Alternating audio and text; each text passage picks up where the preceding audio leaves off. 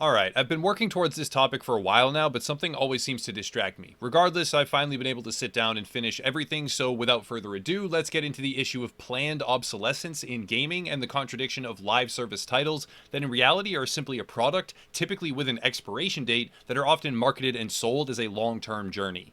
The concept of planned obsolescence is actually seen in a great deal of industries, but a prominent display is in the technology space. Apple is often accused of planned obsolescence because there are a myriad of different features which systematically reduce the effective quality of an iPhone over time, with a dramatic increase right at the end of its consumer life cycle, immediately before a new version launches.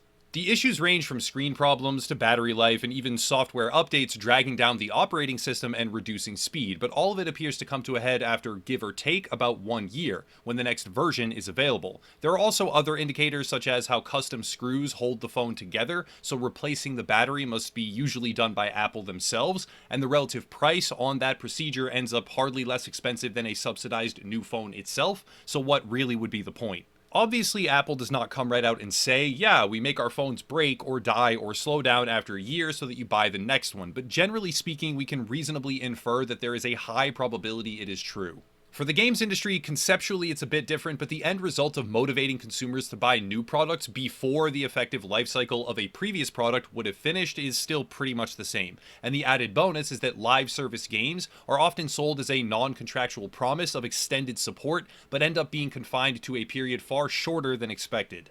I should probably clarify that I'm not saying companies should pursue dead products into the ground just to honor the expectation of long-term support. That's financially irresponsible and idiotic, but what I am advocating for is a redefinition of live service products, since as it stands, the industry norm is a loosely marketed expectation that these games will persist as a developing world for a long period of time, while behind the scenes there is often a pre-planned roadmap that renders the entire product nearly obsolete after a much shorter period of time, or at the very least, cuts the continued development and transitions to a new iteration of the game, which leaves clients with a product that is essentially dead in the water.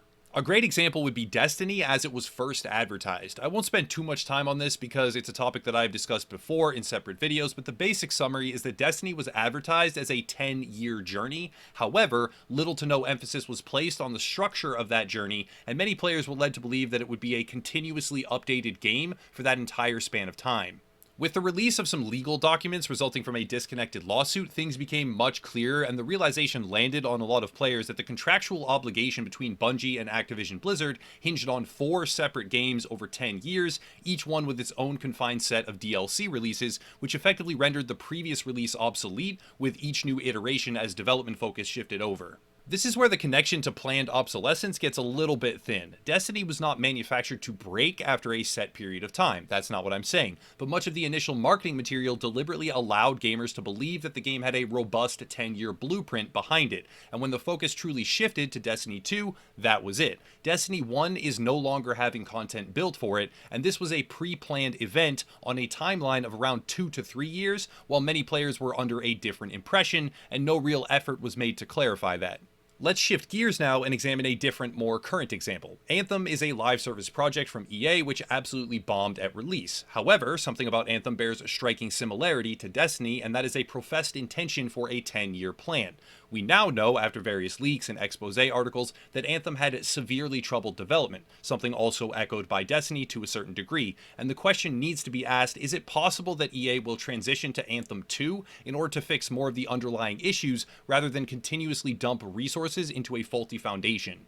Another possibility is total abandonment of the IP, which seems entirely plausible at the moment, but I can't really say whether or not that's likely. I'm just not sure right now. Either way, Anthem appears to be on a trajectory that goes anywhere except an extended period of meaningful support and content updates, despite having been advertised as a massive new age video game project that will be supported for years to come with evolving content and updates. The reality is precisely the opposite. The game launched broken with hardly any content, the updates were mostly delayed or cancelled, and the Cataclysm update has finally released, but from what I have heard, despite it being a fairly decent update, disclaimer, I have not actually played it for myself as of yet, I am told it really won't be enough to bring back hordes of players and turn the game around. Anthem might end up surprising everyone, I'm not sure, but the likelihood is that yet again, a live service game was sold without a real commitment to its long-term viability, despite long-term viability being a somewhat fostered expectation. Again, they did not intentionally design Anthem to break at a particular time, but I find it entirely possible that there is already a concentrated effort to build towards other projects that have been in preparation for years, and possibly a sequel. That preparation was and is known about well in advance of the actual moment when the transition is made, which connects back to a known expiration date on a particular element of the product's worth and appeal that is intentionally somewhat hidden. Now let's shift over to the original Division game. The original Division, in what is proving to be a consistent norm here, was broken beyond belief at launch. The game had its own share of development struggles and a lengthy set of delays as well, but eventually when it did come out there was a very large spike of initial interest. Much of that interest died unceremoniously as a result of poor balancing, lack of content, and glitches, but some players stuck around and a journey of redemption began, which, to be quite honest, went very, very well. Over time, the game was built back up to a reasonable standard, and the community finally, generally speaking here, after almost 2 years, embraced the game as functional, successful, and deserving. It was right about this time, however, that the Division 2 was unveiled, and the support, updates, and new content for the original game were effectively shut down. The development for Division 2, as we later learned, had started immediately after the first game had released. Like, immediately. So while the community endured a long journey from launch day rubble to relative playability, behind the scenes the next version was being worked on, which would replace the original, rendering it somewhat obsolete. This is not to say that you can't still go back and enjoy the original game. A great deal of players are actually doing exactly that, as the sequel currently struggles to gain its footing after some bad balancing changes. But the problem of expected support for a title, while it is advertised as a live service and touted as a lengthy journey of constantly expanding content, is very real, and it is intentionally played into by major publishers, despite their full knowledge that even right around the corner, they will be cutting support for the current game in favor of a new version that players are expected to rebuy. This connects back to Anthem. If Anthem 2 were to be actively in development, it would contradict the expectation that a lot of players have for their current purchase and would be directly at odds with the assumption or even outright advertised projection of long-term live service support for the title. There are examples of live service games that are done right, games that actually live up to the title like Warframe or Path of Exile, and these games are both free to play, which might be a theme there, and receive major content updates like Clockwork, which add new features, areas, and mechanics. The title of live service fits them accurately because they have progressed to a point of relative security as a result of their dependable updates and new material. Games like Destiny or Anthem or The Division, however, do not follow this framework, and despite being labeled with the same exact tag and categorized as live services, they are launched with a full understanding and knowledge of an expiration date on the game's support, which might even be relatively soon. The reason behind this is rather simple. Live service games, by and large, are not services, they are products with a different label slapped on them. The games that utilize this tag will typically be supported for just enough time to build the next version, and then the next version will be sold with just enough support to get to the next version. This is normal in the product industry, and the motivation is a result of decreasing future audience growth. If you have a product that can be sold to, let's say, 1 million people for the sake of math, and you first sell it to 100,000 people, then 200,000 people, then 300,000 people, you have steady growth there. But when you inevitably reach that 1 million mark, or very close to it, perfect audience capitalization isn't really possible, or at least highly unlikely. When you get even close to that 1 million mark, the growth slows down. A reduction in growth for a capitalist video game manufacturer is not necessarily acceptable, and the only tactic left is to ramp up monetization of customers you do have and sell them the same products with increasing frequency. Once you have most of that customer group, the initial 1 million people from our example, you can't really grow anymore, so you don't get fresh capital from audience expansion, and instead you must make sure that you can resell them the same product over and over.